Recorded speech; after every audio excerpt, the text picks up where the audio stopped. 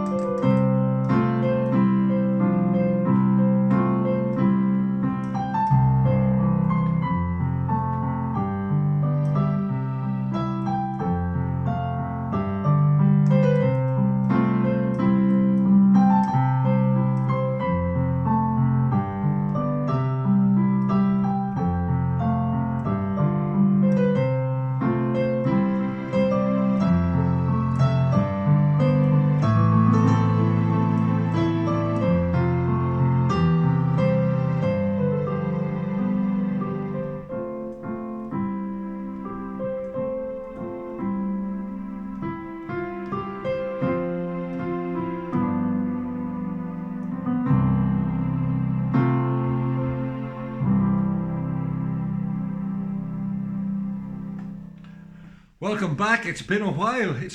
I'm delighted to be back in the Lockdown Lounge, however briefly.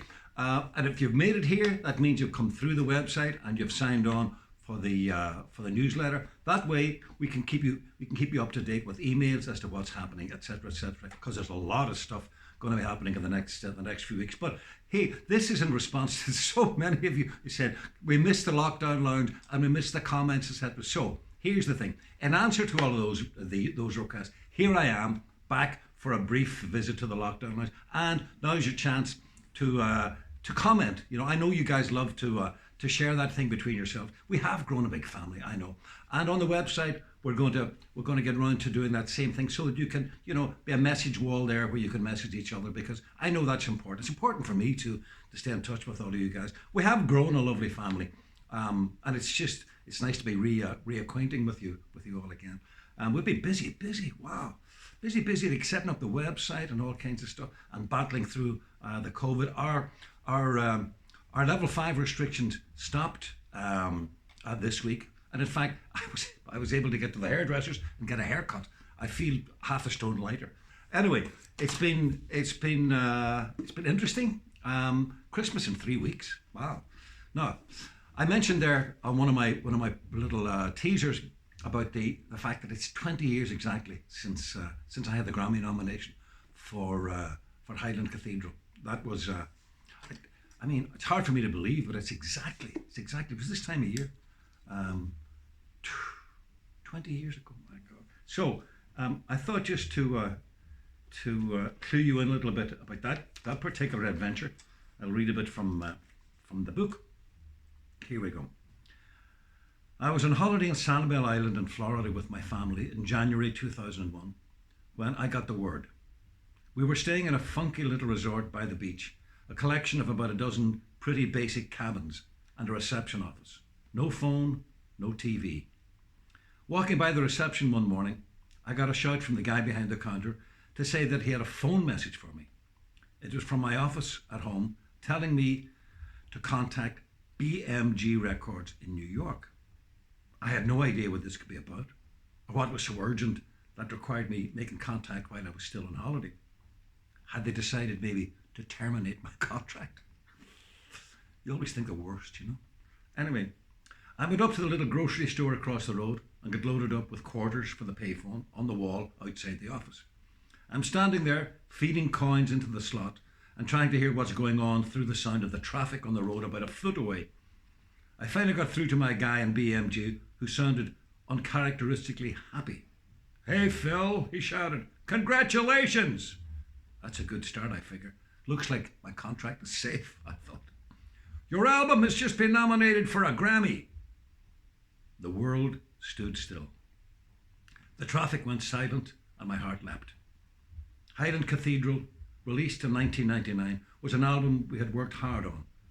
I thought it was a good album, but to my mind, it was no better or no worse than the previous dozen or so I'd made. However, the Grammy people figured it was a contender for New Age Album of the Year. So who was I to argue? I'd never even considered my album to be New Age, but I wasn't about to look a gift horse in the mouth. You know what I mean? In the weeks that followed, I had more communication with the label than in all the previous 2 years, but I wasn't complaining. I guess everybody loves a winner. Geraldine and I flew Aer Lingus to LA, along with my buddy Declan O'Hanlon. Pushing the boat out for their Grammy nominee, the record company flew us business class. Oh ho. This was the life.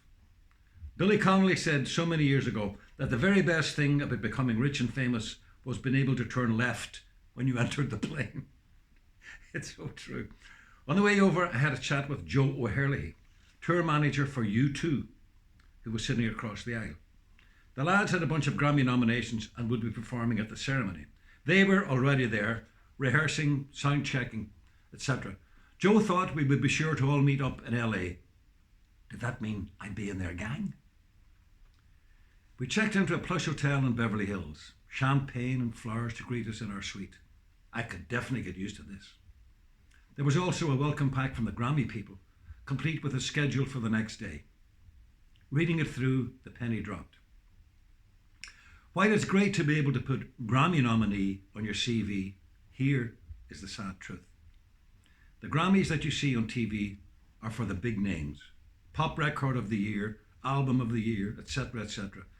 New Age Album of the Year is one of the distinctly minor categories, I'm afraid. That ceremony and those presentations happen in the afternoon in a completely different and much smaller room at the venue with no TV cameras.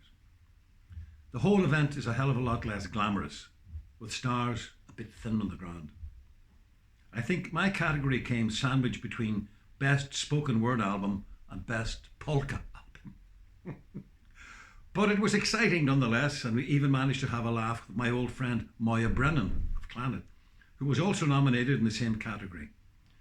Neither of us won in the end, but we were just delighted even to be in the frame. The main event that evening was much more exciting. Although we were merely spectators, we were seated in the VIP nominees enclosure and had a great view of all that was happening on and off stage. We had a ball spotting all the stars and checking out the style. Eminem, who had to cross a line of protesters at the entrance, accusing him of being a homophobic, he decided to make a statement by inviting Elton John to join him in a duet version of Stan. There was a parade of stars on stage of all shapes and sizes, from Destiny's Child to Paul Simon. The production got bigger and bigger, and Christina Aguilera was lowered from the ceiling on a trapeze. True, absolutely true. Sitting in the front row was Madonna. She was nominated for 3 different categories and, as the results were read out, tried to look cool, wearing a smile. Best Female Pop Album, and the winner is Macy Gray. Madonna's smile stays frozen. Several categories later, another of her nominations. Pop Album of the Year, and the winner is Steely Dan. Now, it's getting harder to keep that frozen smile. Later in the evening comes the biggie. She has another shot. Record of the Year, and the winner is U2. That's it. she's heard enough. That frozen smile is gone. She stands up, throws her wrapper over her shoulder, beckons her partner, and they storm out of the auditorium. The toys were out of the pram. Brilliant! I had to smile. I thought to myself that the last place I'd seen adults behaving like spoiled children was closer to home, in our Parliament buildings in Stormont, Belfast. There you are, the Grammys, the Grammys. Wonderful experience, wonderful experience. And I'm still kind of proud to be able to call myself a Grammy nominee. Now, of all the songs that I have I've recorded down through the years, here's one that I continue to get requested, including from you good folks. Good folks like, oh yes, they're all in there. Oh, lovely. Oh, girls, it's great to have you all back. It's lovely. It's lovely. And I love the way you interact with each other. Hello, Meg Hartnett. Hello, Meg in Boston. And hello, Sue Ott. Oh, there's old Roy Buckley as well. And Bernadette Vidal. And Kathleen Chambers. All there. Great to have you back, guys. Don't go anywhere. I recorded this next piece originally as an orchestral piece with James Galway. And then when I was recording the first album with the Celtic Tenors, great friends of ours, I decided that what was missing on the track sheet was a kind of an Andrea Bocelli song, you know, very romantic, European type of thing. So I came up with the idea of putting a lyric to fit that melody. The original melody was called Lament for the Wild Geese. And then that became, when I turned it into, with the lyric turned it into a song, that became Remember Me, Recuérdame. And there's a story with that actually. When I was writing that lyric, we happened to be down at a little boat hole in Spain. So that gave me the idea of setting the song, the story of the song, during the Spanish Civil War. And my Spanish is okay, you know, for ordering a beer or a meal or having a polite conversation, but it's not fluid. So I had to go to the reception, the little guy in reception in our block, and run my Spanish phrases past him before I locked on, like Volverá los días pasados, bring back those days that are gone. Mi amor, my love, all those things. Those are the words, the Spanish words that I dotted into the lyric of Remember Me, Recuérdame, meaning remember me, Recuérdame, meaning remember me. Anyway, here is the original Lament for the Wild Geese.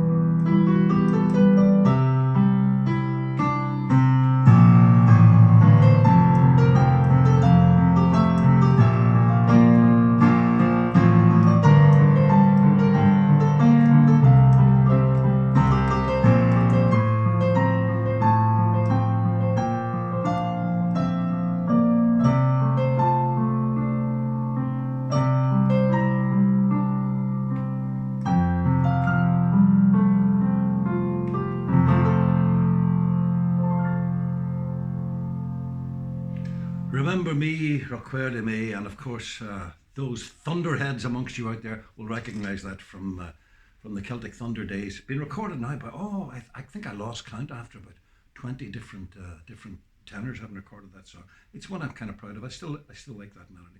So now remember guys, that the website is there for you.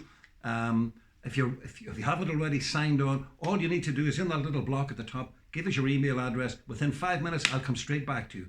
That means that we can stay in touch with you, give you all the latest news, and give you a heads up on anything that's happening down the road. So don't forget to do it. If you haven't done it already, get on there. Those of you who have, we'll keep you appraised of everything that's happening down the road. I'm glad I came back to the Lockdown Lounge, and I'm even happier to be joined by all of you folks. And by all means, comment, and keep that banter going between yourself, because that's great. And it's just, you know, it adds to the whole camaraderie amongst this great family of ours. So anyway, that's it, guys. This is just a brief revisit today. So what am I going to leave you with? Well, it was a toss-up between May God Be Good to You and our other old stalwart. So I thought maybe, given as how this is a little bit of a nostalgic return to the Lockdown Lounge, I would leave you with Steal away, let's steal away, no reason left to stay, for me and you, let's start anew, darling, steal away, let's steal away and chase our dream and hope they never find us. The dreary days, the empty nights, we leave them all behind us. Come on, join me. And steal away, let's steal away. No reason left to stay, for me and you, for me and you. Let's start anew, anew, and darling, steal away. We leave with just our memories, and we'll make a new beginning. We have to choose to win or lose, and it's time we started winning. Come on, let me hear you. Steal away, let's steal away. Sing up at Boston. No reason left to stay. I can't hear you in Denver. For me and you, let's start anew. What about New York? And darling, steal away. One more time. Steal away, let's steal away. And Florida, no reason left to stay. And County Tyrone, for me and you, let's start anew. And darling, steal away.